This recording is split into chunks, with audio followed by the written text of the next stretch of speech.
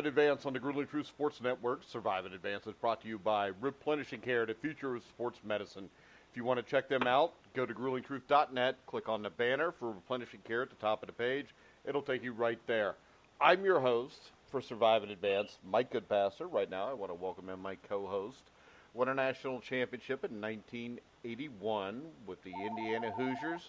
And also, maybe more importantly, the news in L.A., I mean, the last time somebody as important as LeBron moved to Los Angeles for the Midwest, it was our very own Steve Risley. How you doing, Steve? Hey, doing great, Mike.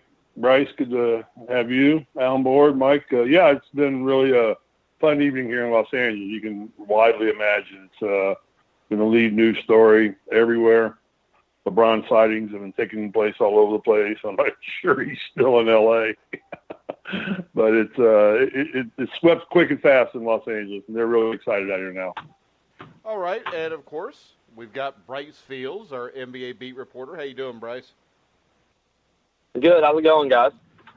We're doing great. So the Lakers have done some stuff now. They signed Lance Stevenson and, of course, LeBron James. When you look at this, I know in Vegas, Bryce, the Lakers went from predicted to win 29 games to 49, and now they're 7-2 odds to win the NBA championship. I don't think Magic Johnson's done yet here either way, though. Do you?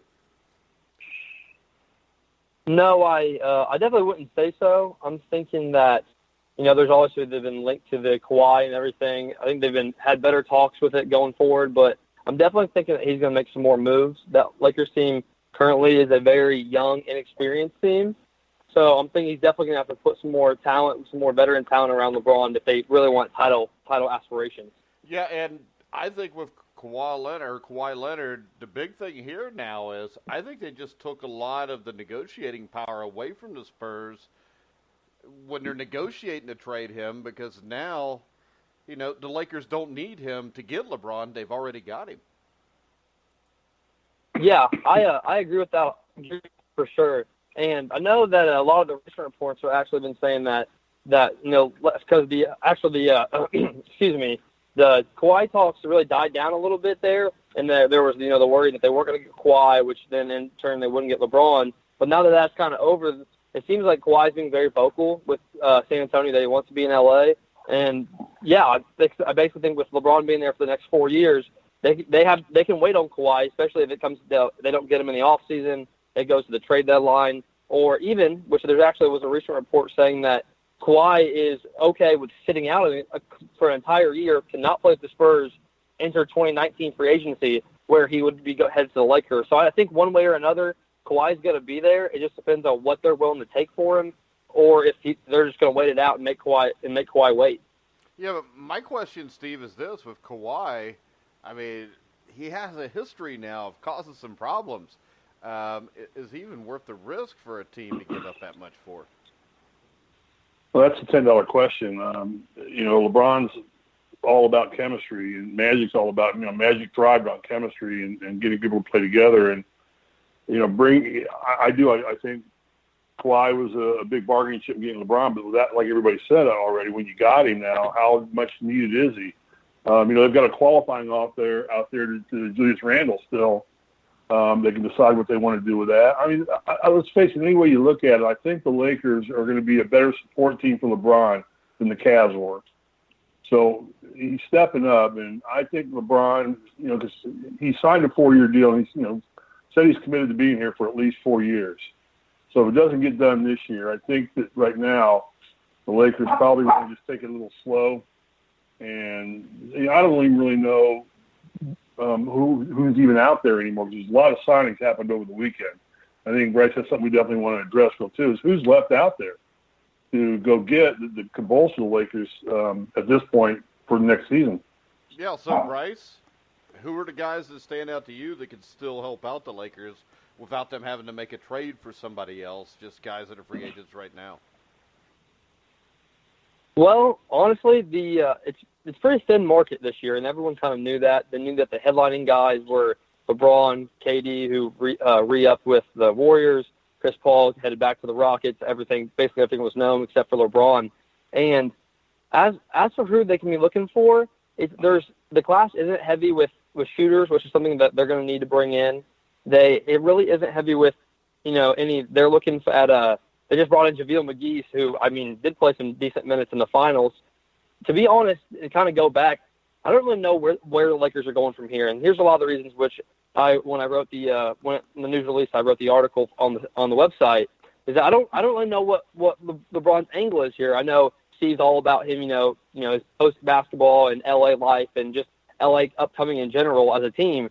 But there isn't really anybody out there besides, the links to Kawhi or any free agents who I see making a huge impact on this team, or where they're going to get so much money or to get the money to get him if they're looking to sign Kawhi at some point long term. Yeah, and Steve, my question there is, LeBron's not a spring chicken anymore. It's going to be hard to, wait another year for Kawhi to be available if that's what happens. And Golden State is loaded. Houston's still got a good team. Does this tell us maybe this move for LeBron is about more than even winning? I don't know. Staples sells out for Lakers games anyway, so it can't be about filling an arena or anything like that because, the Clippers struggle attendance-wise, but the Lakers, you can't get a Lakers ticket in L.A. So I think it's going to be more difficult now to do that. The Lakers they have about $68 million in cap money left, and if they rescind the offer on Randall, they've got another 12.4. That's what they've offered him. So they've got money. Bryce, my question to you is, it seems to me there's a love affair there. Is there any chance LeBron convinces the Lakers to go after Love? There just seems to be a relationship between those two. And I could see Love being a good fit for the Lakers. He's a California boy too. Is there any chance, or is that just a pie in the sky dream that you think that would happen? Yeah, I would think that would definitely be a long shot. Not so much because the Cavs wouldn't give him up, wouldn't be okay with sending him there or anything like that, or that LeBron wouldn't like to have him. I think he'd be the perfect stretch five guy. I think once he'd get around a more athletic team. The problem with that right now is with Love under contract in Cleveland, that the Lakers, going back to the Kawhi trade, have been very reluctant to give any of their assets away, knowing that they can get Kawhi. They've said that Ingram's off the table. They've reportedly said that. They've said that Kyle Kuzma's reportedly off the table. There was the Lonzo Ball floating around in the trade rumors, but that didn't seem either. I'm just not sure there's anybody for a getting older Kevin Love, who's still a good, 15, 18 point, 10 rebound a night guy, but I'm not seeing them giving up any of their young assets right now because of right now with that team, personally, that team is the third best team in the West at best, behind the Warriors and Rockets. You still have some other good teams that are up and coming in the West as well. Those teams are the two elite, and LeBron and Lakers fall somewhere in the middle of that. I could say, though, if just, actively thinking about that as it goes, is that if at the deadline or after this year they acquire Kawhi from the Spurs, I could see them then maybe parting with an Ingram or a Kuzma and a draft pick like that to get Love maybe at the end of this year if they're already getting Kawhi, or next year. But as of right now, I don't see that to be the running mate to LeBron. I just don't see how they'd be able to get him. Yeah, I agree. I think you're right. Yeah. No, you go ahead, Mike. I'm sorry. Yeah, my question is, when you look at the West, you've also got a team like OKC, which gets Paul George back, which I think has to surprise some people because a lot of people thought he was going to L.A. When you look at the Western Conference then, I just don't see it. I know the Lakers have a young nucleus everybody was excited for coming into this season even. But I just don't see how they're a contender to beat Golden State right now. And really, I think if you look at the roster, LeBron's a great player. But I still think you're looking at best the fourth or fifth best team in the West. Yeah, I think that right now what the Lakers became all of a sudden was a contender to be in the playoffs. And I think that's a realistic look at what they can do this year if they do nothing more. They do have a young nucleus team. They still have to mature and get older. LeBron certainly is a get-it-done right now point in his career. But I think the Lakers will make the playoffs this year. But you're right. There's strong teams out here. I mean, Mike, you and I were talking earlier in prep of this that Dallas is coming out of nowhere all of a sudden. They just signed DeAndre Jordan. And they had a good draft, and Bryce addressed Dallas a little bit because, them and Phoenix both are going to make impact in the West this year.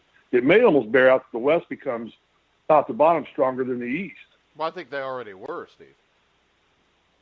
Yeah. But, I mean, in terms of a broader base of teams that can get to the finals. So. All right, Bryce. Yeah. So about the Suns and the Mavericks, I'll start off with the Suns real quick. They're looking, a little different. They've added Devin Booker's getting re-upped. He's going along with DeAndre Ayton, who they drafted. They also drafted Mikal Bridges in the draft night trade. Both guys who have come in and make immediate impacts.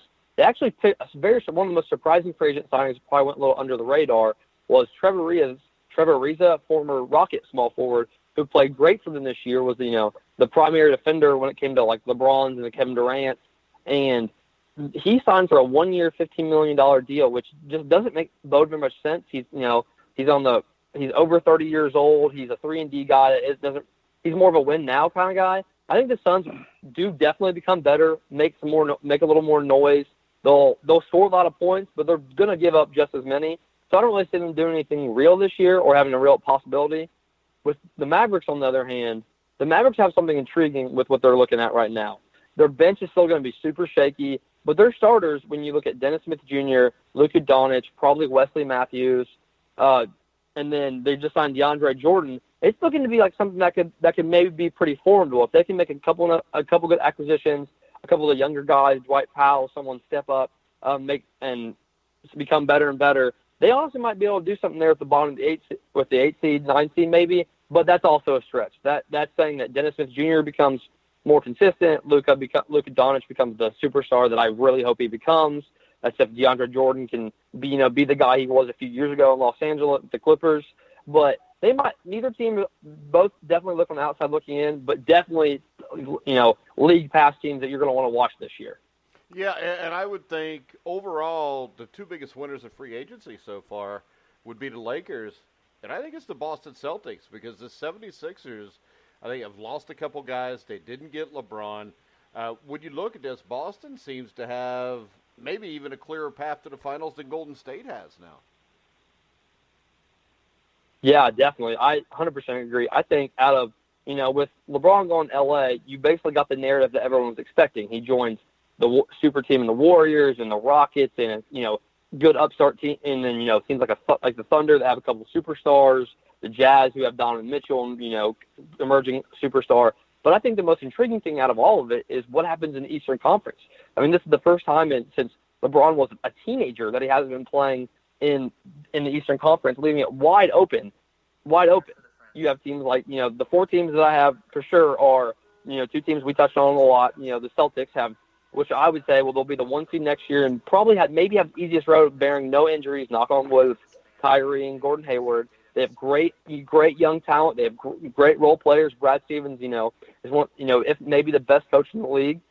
I think they definitely have one of the best shot in the East. You look at the Sixers, another team who, you're right, they lost out. They were on LeBron pursuit. They're looking at Kawhi, who's now looking like a lock to be in LA sometime in the next year.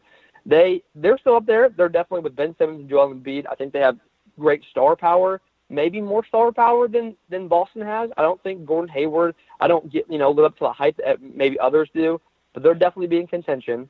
And then you have the Toronto Raptors who need to make some moves, I think, because they are the ones who, the 1 seed this year, this was the year, quote unquote, they thought they were getting by LeBron, who then swept them in the playoffs. DeMar DeRozan, Kyle Lowry, I think they have a shot to come out of it if they can make some moves. And then, I'm an Indiana Bulls fan, Indiana boy, so I got to talk about the Pacers. Out of the Eastern Conference, they took him in the first round of playoffs, Victor Oladipo and company, took him to Game 7 and were basically one bad Oladipo game away from moving on and defeating LeBron. So I'm thinking the East is going to be extremely entertaining. I think you're going to have other stars start to emerge, especially someone like the Celtics guys, that will be able to step up and everything. I think it'll be very entertaining. All right, now my question with the Pacers, Bryce, is this. What do you think of the signing of McDermott? Well, to be honest, I don't really understand it. I don't think it's a detrimental move. I don't think it was a very big one, but that's something that could cost them in the long run. But it was a 3-year deal, paying them around $9 million a year, I think, if I remember correctly. If someone else knows better than me, you can say it. But I don't.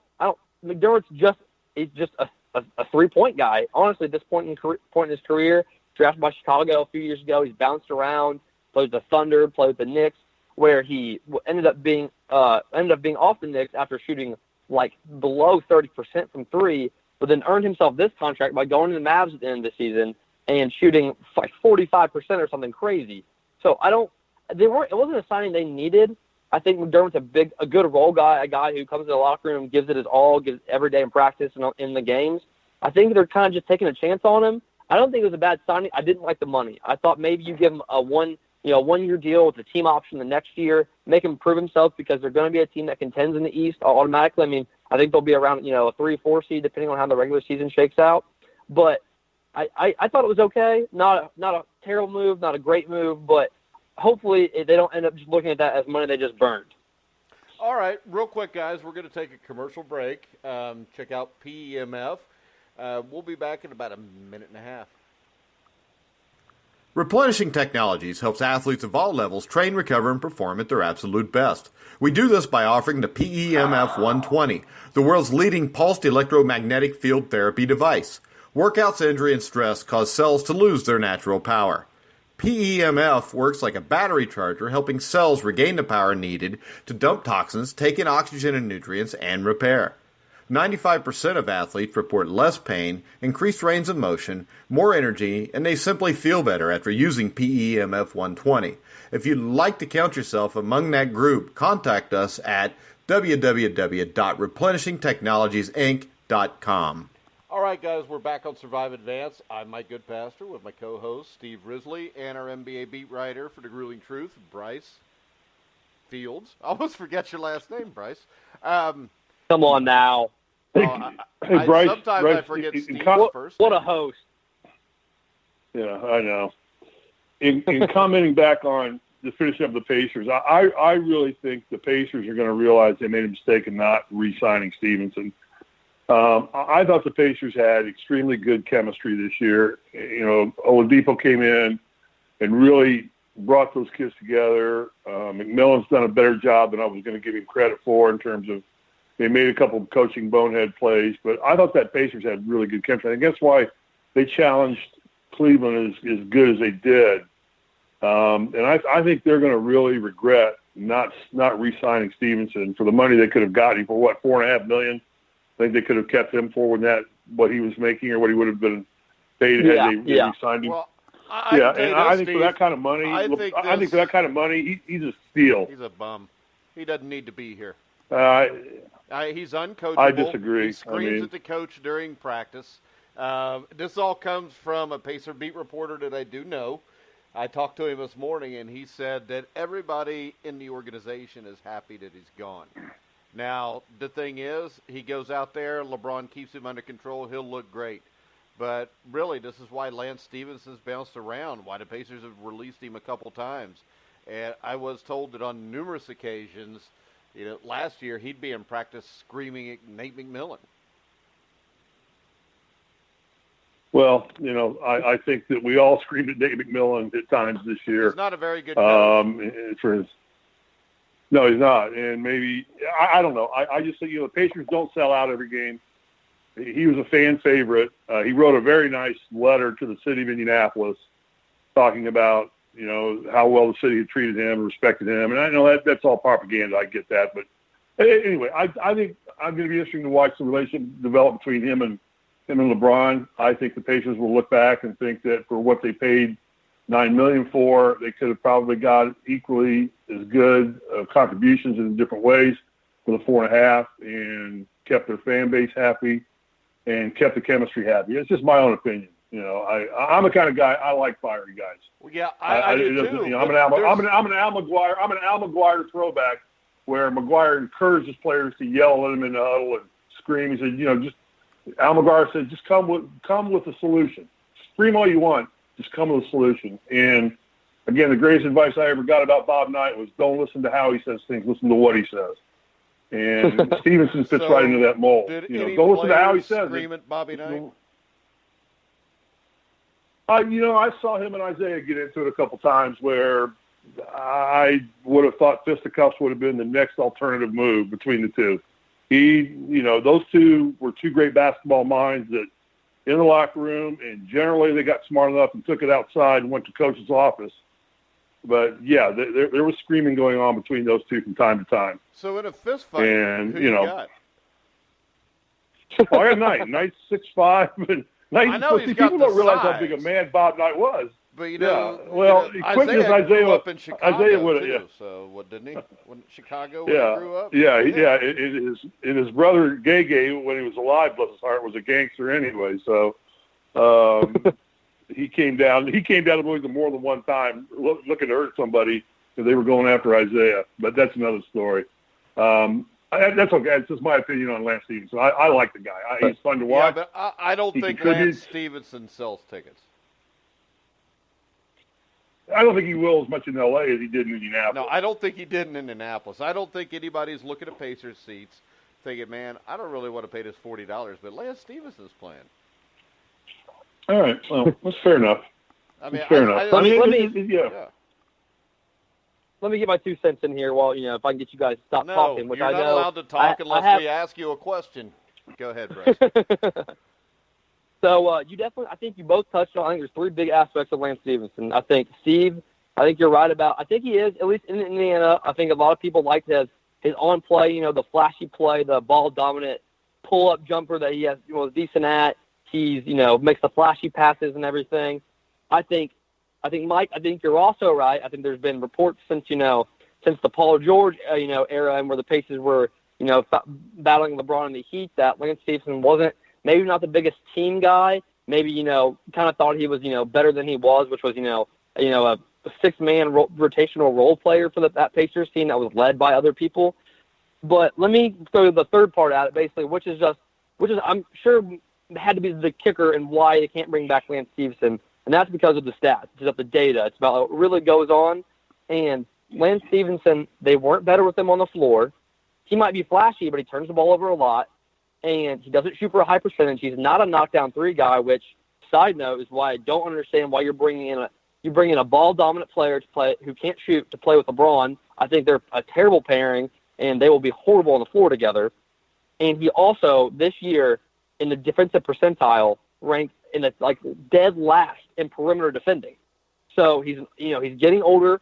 He wants the ball. And he's not incredible with it. He might make some flashy passes to make some nice baskets during his games, but he doesn't really bring anything that a team who is now looking to take the next step towards contending in the East to then contending for championships. It's not someone not a big team guy, not great, statistically, might bring some height, but that's about all he does. Yeah, so there's Steve. And that's the guy that. And you know what that analysis is? That's the guy that chose Lombardi over Belichick, and you said you won just because he did. So that analysis involving statistics is exactly why NBA beat writers have never played the game of basketball and been on a court and been emotionally involved in a game. So they go back to the statistics. Wait a second. Let me ask you this, Bryce. Hold on, Bryce. How many NBA titles have you won? None. Steve. How many NBA titles has Lance Stevenson won? I've won none. I played against Lance a bunch Stevenson. that have, and I do have a ring. How many times did Lance Stevenson win an NBA title? I guess the answer is 0. I don't follow his statistics. He has won as many. Emotionally, he's won as many we're wasting NBA a lot of titles time. as both of us. We're wasting a lot of time on Lance Stevenson. Well, so that was just an observation I had. Okay. I think he does sell tickets. I don't think he will in L.A. as much as he did in Indiana, but I think that LeBron's going to embrace him, and I think it's going to be a good fit. I would have never paired Kevin Love with LeBron James either. I would have never made that comparison. And those guys turned out You cannot compare Kevin Love to Lance Stevenson.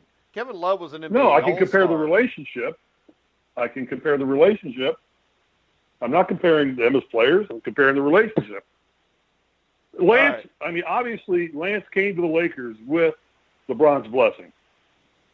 or he would not have come to the Pacers. I guarantee you that wouldn't have happened. Steve, I'll give you that. I think LeBron, especially in those 2013 Eastern Conference Finals, where Stevenson was, blowing in his ear and getting in his head and stuff.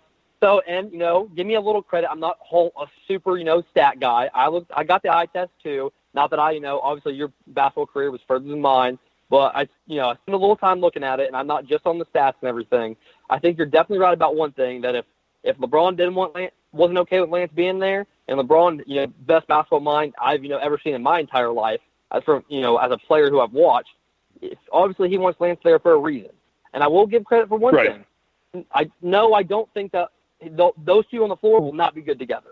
Lance isn't a spot-up shooter, and he wants the ball in his hands. Yeah, but, especially right now, you need a guy who can, the biggest problem was when LeBron was off the floor in Cleveland is that he didn't have another guy to run the offense through. Well, Lance Stevenson can do that. He might not do it super effectively or anything, but maybe he becomes better in Los Angeles.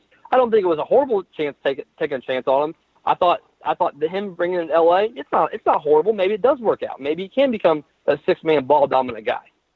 Well, my thing is this. My question to you then is, why is it that LeBron controlled that roster in Cleveland, but he didn't have much help there? I mean, he brought a lot of those guys in. He got rid of a lot of guys to play the guys that he had at the end that everybody said wasn't good enough to win with. So if he's that great of a basketball mind, why does he fall short so often? Well, here's what happened. So he leaves Miami Heat to meet up with Kevin Love and Kyrie Irving, who everyone knew from them was becoming this great point guard. So first, that's the team he joined. He joined a team he was co-led with Kyrie Irving, which I think he was okay with. Kyrie didn't like playing in the shadow of LeBron. He thought that the burden he took, the big shots, the scoring, the playmaking that he brought was overshadowed, and he didn't care for that. He wanted to be where he was the focal point of the team. But LeBron, the team that he set up, he brought in Kevin Love to be that third role guy. He wanted to play next to Kyrie. And when that team was there, that team was good. That's the team that J.R. Smith became, somehow became a decent defensive player, was a great was a decent 3-and-D guy. That's when Tristan Thompson became this elite rim protector. The problem was then Kyrie wants out, not something LeBron saw happening. And then when that happened, LeBron in the front office thought J.R. Smith needed to get paid. They thought Tristan Thompson needed to get paid. When you start sliding guys up that totem pole, you make J.R. Smith the third option. You make Tristan Thompson this guy who's got to play 30-some minutes. That's when things go haywire. That's when it doesn't really work. I think that the Kyrie thing threw everything out of whack. I think if Kyrie's still in Cleveland, LeBron's still in Cleveland. I think that for a fact. I think LeBron liked it with Kyrie. They won a championship. You beat the Warriors with the best record in NBA history, regular season. I think that LeBron might have made a few mistakes by getting some of his his buddies and JR and Tristan paid. But I think if it isn't Kyrie who's looking, I don't want to be anybody's sidekick or little brother. I think if he stays there and embraces that, I can be the best two option in the NBA with LeBron, this is a whole different narrative. I think you're looking at an absolute Cavs dynasty that goes on probably for the rest of his career. But I think that LeBron does have a great basketball mind, and once Kyrie left, it just threw a big old wrench in his plans because he planned on staying and winning with Kyrie and that good team. And when Kyrie left, you weren't looking at that great of a squad. Hey, and Steve, we grew up 70s and 80s, and the Lakers, you had Showtime, you had Dancing Barry, you had Pat Riley, you had Magic. So I think it's great for the NBA that the Lakers are now relevant again because they haven't been relevant for over half a decade now. The only thing I'd worry about if I'm the NBA is whether you're still going to be able to get LeBron in the finals for TV ratings or the conference finals. But overall, I think this has to be great because the Laker mystique is only second to the Celtics mystique. And when you look at those two teams, I mean, now you've got a possibility that maybe you could get another Boston-LA final.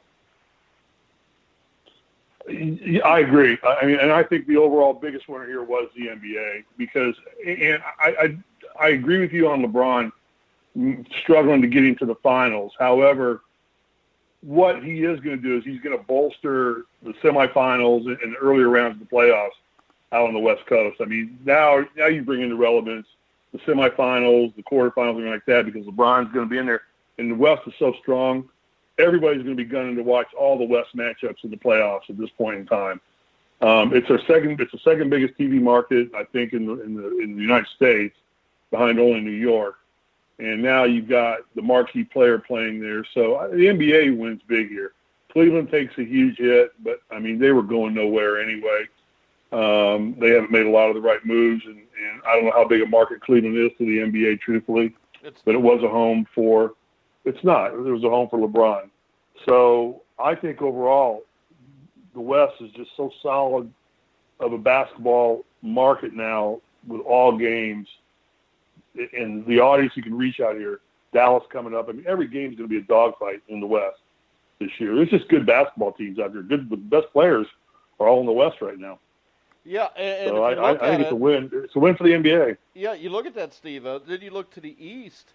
You got kind of the same thing because you're set up now where possibly, if not probably, the two best teams might be the Celtics and the 76ers. So you get the Celtics, the 76ers, and the Lakers all relevant again. I think that's great for the NBA because in the 80s, those were your three dominant teams. Yeah, where the Pacers, where the NBA's got to work on now is they've got to do something with the Knicks. I mean, the Knicks are an anchor to the NBA. You know, it's their home city, their flagship team. You know, and that team can't get off the bottom of anything. And I don't know if it's ownership or what. And Bryce maybe address the Knicks. What do the Knicks need to do to make themselves relevant? Because I think it does go back to old school with the Sixers and the Celtics, and you bring the Knicks in that fold, and you're reliving the Magic Bird era all over again now. Yeah, right? So I'm really glad you guys brought the Knicks up, actually, because I brought the Knicks up. Wait, I brought the Knicks up. Right. Jesus. What a team player. No wonder he loves Lance Stevenson. That's right. All right, Whoa, we're going to start calling him Kyrie Risley. Go ahead. Yeah, we're not getting back into Lance Stevenson. I can go without that. But the Knicks. Yeah, we're done. Honestly, I know a lot of the NBA regular season gets lost because, you know, it's over 82 games. You're kind of looking at the best teams already, seeing how they're shaping up. The Knicks actually weren't that bad for a majority of the season. You had Kristaps Porzingis play great all year until tearing his ACL, which, you know, hopefully he comes back 100% healthy. You know, I think he's coming back. He's going to wait until a little bit into the season this year to make sure he's fully healthy. But they were competing they were like that 9-10 spot in the East. They were, you know, made some runs at the 8th seed when a couple of other teams like the Pistons started to drop down and everything. The team wasn't honestly horrible. They had some good stories of this year. You know, Porzingis became the all-star that everybody wants him to be. He's one of those, they call him a unicorn for a reason. That's because guys don't play like him. There aren't big 7'1" guys, you know, who just run around and can shoot, dribble, do all those things. You have a guy who just opted in Enes Kanter, who showed that, you know, he's a 20-point or 10-10 guy, 10.10 rebounds a night, very solid. He's only like 26, 27. He could be a solid role guy going forward. You have Michael Beasley, who, you know, played at Kansas State way back when, and then had a resurgence this year, showing that he had a little something left in him. The young guys are still kind of a question mark there. I'd say Frank Ntilikina, the European player that drafted, there was rookie this past year. He had some glimpses of being decent. They just drafted the youngest guy in the draft, and Kevin Knox, who I think I like him a lot. I think if he can play that 3 position when Porzingis and Kanter are on the floor both, they become a big, long team that has some shooters. I think if he can play the 4 position when Porzingis is playing the 5, they can stretch the floor out and run it a little better. I think they got some things working. I think, and then if you want one of my bold predictions, the Knicks could definitely pull off an 8 seed this year if Porzingis is healthy and the star they need. If Tim Hardaway Jr. can come in and be an 18, 21 point scorer, they can go for that 8 seed. Especially with you got to think it's going to get watered down here in the East a little bit. They have some. I love the promising young teams at the top. Then you go down, and those last 3, 4, or 2, 3 spots in the East will be up for grabs. If I really hope, which what you guys are saying, obviously, I haven't really ever been a part of an NBA where the Knicks are the forefront. But if the Knicks grab that 8 seed, grab some headlines, can get in there, and show they're doing something, they're definitely a team that can attract the big stars at some point. Oh yeah, I mean maybe Kawhi and LeBron next year. Yeah, definitely. All right. Why don't we do this?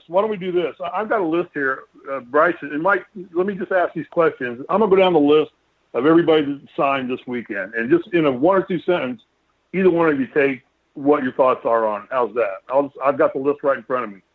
Are we already talking about Steven? I do point out Stevens only signed a 1-year deal, so it is an experiment. Yeah. With Stevenson in L.A. Yeah, he just signed a 1-year deal. So if he doesn't play like you guys don't think he's going to, he's gone. So he's got to put on an act there. He's got an audition. Caldwell Pope returns to the Lakers. Lakers seem to be signing a lot of guys. McGee signs back with the Lakers. And these guys, I assume, don't have guaranteed contracts, right, Bryce?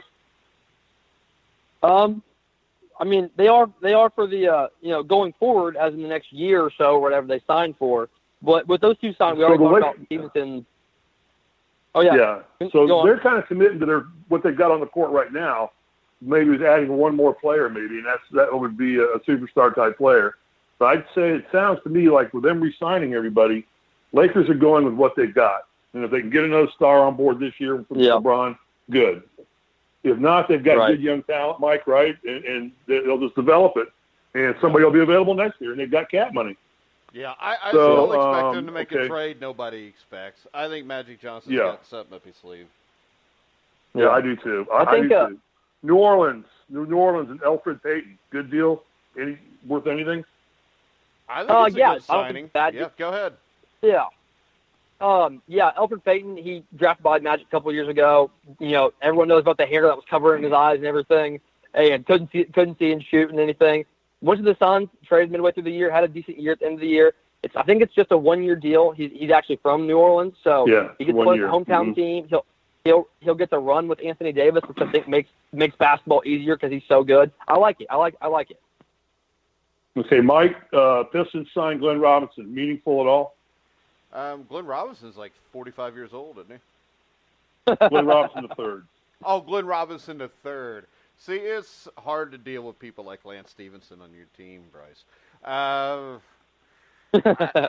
don't know. I'm not broken up over it as a Pacers fan. He's a solid player.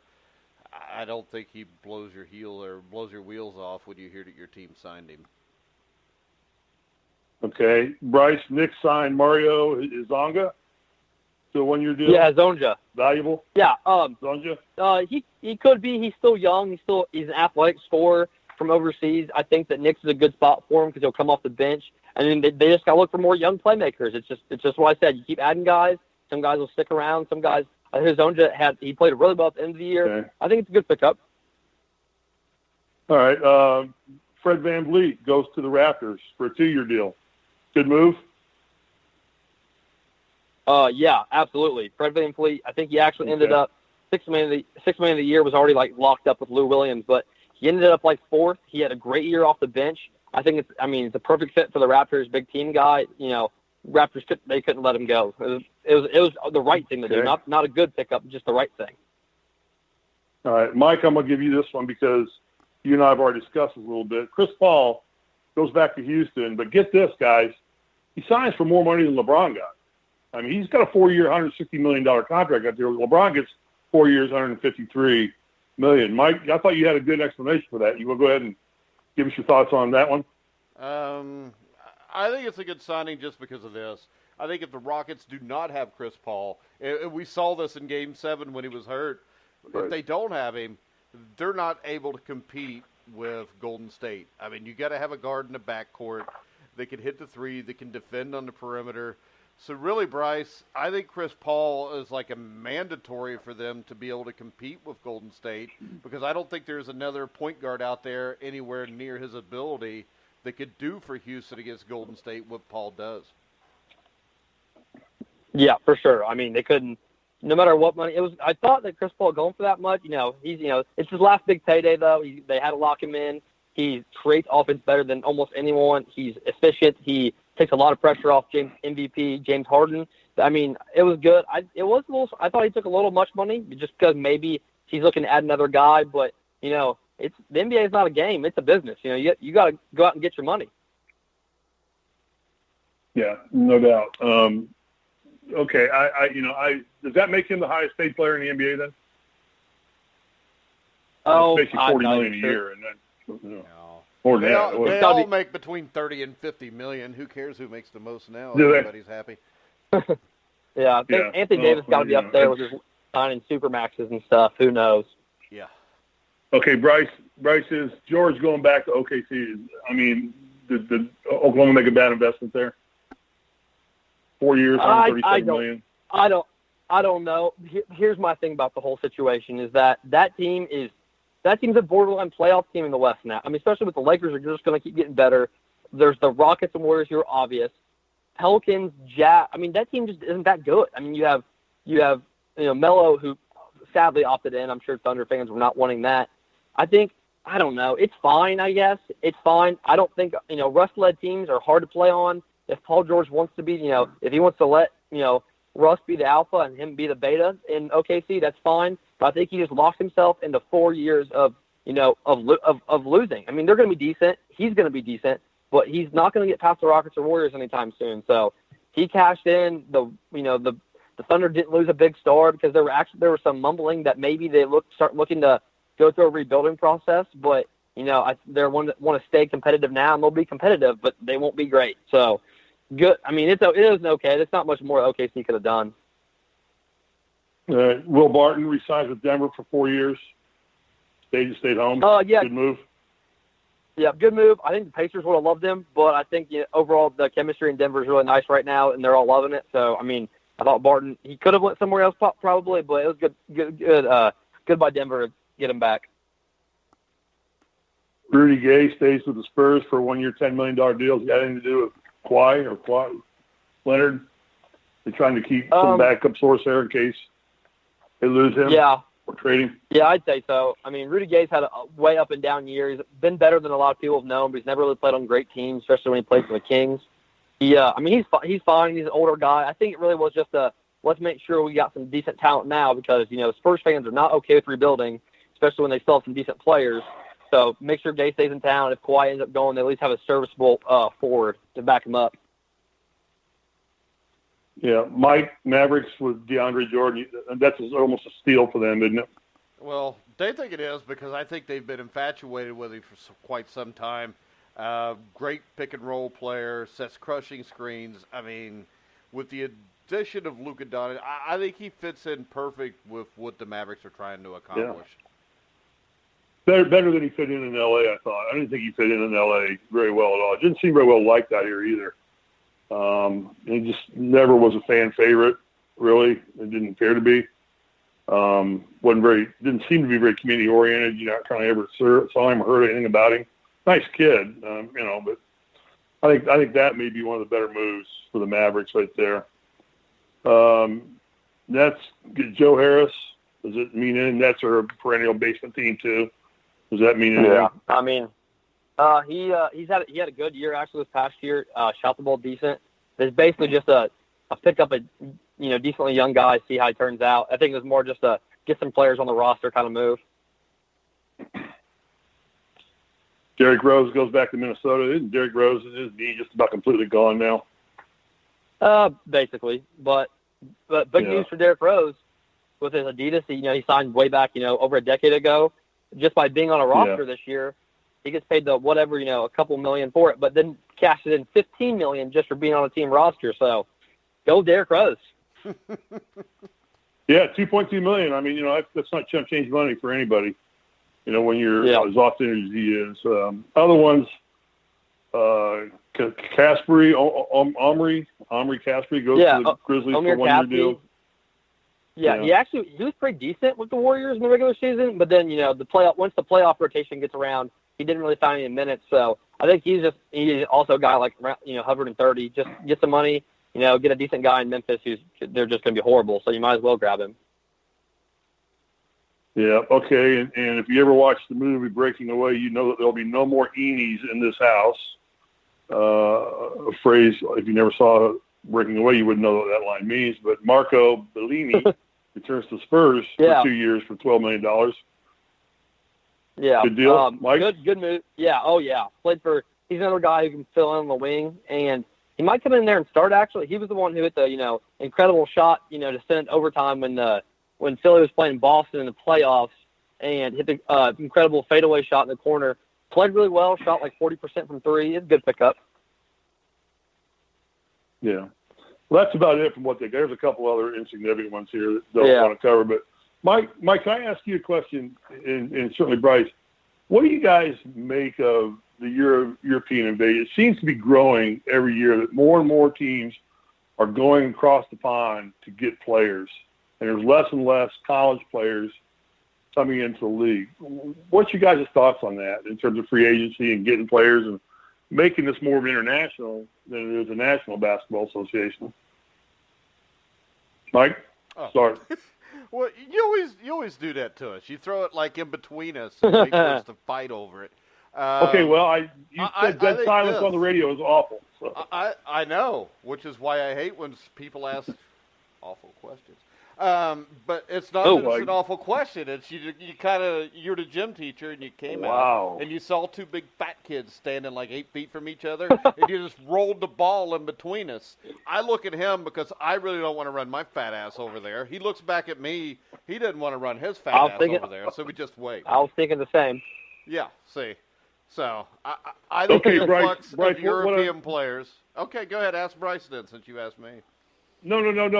What I'm just ready to say is, Bryce, I think that Mike doesn't have an answer for that, so I'm supposed to flip it over to you. No, I do have an answer. Okay. Go ahead, I Mike, think go it's ahead. great because I think what we've ended up, if you look back at the NBA, I think the ball is shot a lot better at the NBA level now than it was even in the 80s or the 90s. And I think what happened is you got guys like Drazen Petrovic, Tony Kukoc, can shoot the ball. For some reason, Europeans seem to be able to shoot it. You got guys like Dirk Nowitzki, 6'10", that can shoot it. You got Luka Doncic. So you got bigger guys. And let's face it, these guys are playing on club teams in these countries where they're playing a lot of games at a high level, playing even professionally at the age of 15 or 16. Yeah, I agree. I think it's really fun to watch these European guys come over. They play just a really controlled run and gun style of play, and they are great shooters. There's not a European player I can think of that's not a great shooter. They're just better shooters than we are here in this country. We're better dunkers maybe, but they're better shooters. Yeah, Bryce, anything you want to add to that? A lot of this. Yeah, I mean, I basically agree with a lot of you guys are saying. I think the European game, for what I know, it's more of a you still have like the bigs and stuff, the back to basket playing and everything. So the European basketball, it basically, it's where the Euro step comes from. It's more of a finesse game. So a lot of people focus on, the dribble move, the being able to shoot, and, doing things like that. And as you've seen, the Porzingis, Luka Doncic, even Giannis Antetokounmpo, who came over and is, just completely raw and has turned into one of the best players in the NBA. It's really shown how they really focus on those skill sets. And I honestly think that those, European teams and coaches and, trainers realize that the NBA is the ultimate goal. So if you can get a skill set like they like in the NBA, that is talented and everything like that you can, start working on when you're, younger and playing against these, grown men at 16, 17 years old, it really helps. I love that the game's grown internationally. I like that other countries are getting better at it and everything. I think it's just great for basketball and great for the NBA. Well, see, and I think go ahead. No, and the only thing I was going to add to that is it's also becoming, as the years have gone on, it's a more international game because people have more access to the game as an NBA scouts and players from other countries. So I think you're seeing a different body types and different people with different mindsets of basketball who are showing. And, I think European players also showed they're very, they're team guys. Look at Bogdanovic for the Pacers this year. Ended up being great, after being hardly known. Porzingis already known and everything. I think it's really good. I just think it's really good for basketball. All right, Steve, you ready to wrap this up? Take it away. The only thing I want to add with LeBron signing with the Lakers now, and here's a good question. Who are the other two? Have had 6 of the top 8 scorers in NBA history will have worn a Lakers uniform. Jabbar, Malone, Bryant, Chamberlain, James, and Shaquille O'Neal. We got to assume Michael Jordan's one of the two that's missing. Who is the other player? I don't know. What? One of the top 8 scorers of all time? Top 8 scorers in NBA history, yeah. Who's the one that did not? Jordan, I would guess, is in the top 8. I forgot that Malone played for them. Yeah, I did too. Until they started showing, I forgot he played with the Lakers. Yeah, that was a big thing when he came. Remember, they thought he was going to bring him a championship, and he bombed basically. I thought he So was Bryce, who's the eighth guy? So is it 8 or 9? There's 8. There's 8. Yeah. Kareem, It's Malone, Dirk Nowitzki. Brian. Yeah, it would be Nowitzki. Bingo. There you go. Yeah. Bingo. There is the man. The football coach comes through. Yeah, because Dirk scored like over 30,000 points. He's still playing. in the top 3 or 4, isn't he? He's still playing. Now I that think guy Dirk, may never retire. I think Dirk is like 6 or 7, somewhere around there. Is he? Yeah. Tying up one last thing before we go, Mike, now you can wrap it up, dummy, but do you think that the influx of the European players, this is a question I wanted to get out, you guys are having good dialogue, is kind of part of the effect of the NBA rescinding the one-and-done rule that, you know, Bryce, you mentioned that a lot of these European players are starting playing tougher competition at earlier ages. Yeah, but and they're seeing a lot of these guys before develop. you even had the one-and-done, you had these guys getting drafted. You go all the way Yeah, back to guys like it just seems like there's Sabonis, more coming. Marciulionis, Petrovic. I think this all Right. started, if you look back in the 70s, I mean, places like Italy, Russia, all these places had guys that were college coaches, NBA coaches would go over there during the summer and help them out. And I think what you saw the evolution to basically a spread floor game in Europe in the late 70s, early 80s, which is what led to like 1988, where the Russians with Marciulionis, I think it was Petrovic, Sabonis, where they spread the floor. They beat the U.S. college, and they got to the point where they had basically grown men at 22 or 23 that were playing a spread floor game, playing against kids that were used to playing half-court basketball, which is what forced the NBA in 1992 to come over and bring them so we could win. And the thing that was amazing to me is just like 8 years later, and they're kicking the Americans' ass again, even with NBA players. Yeah, I definitely enjoyed it. I think it's good. I think it's really good for basketball to have those kids over there coming over from Europe. And, you know, certainly it hasn't done the NBA bad in marketing to across the pond either. I mean, NBA is the largest thing going in China, and there's not a lot of Chinese players, but all over Europe now. I mean, the NBA is getting a very strong foothold over there in terms of television money and money spent on the NBA and things like that. So I enjoy it. Mike, you want to wrap it up? All right, guys. We want to thank Bryce coming in, as always. May even have to do it later in the week. You never know what the Lakers and Magic may have up their sleeves. Remember, you can catch all of our shows on iHeartRadio, iTunes, TuneIn, Spreaker, Stitcher. Wherever you find sports podcasts, you'll find The Grueling Truth. So for Bryce Fields, Kyrie Risley, I'm Mike Goodpaster. You've been listening to The Grueling Truth, where the legends speak.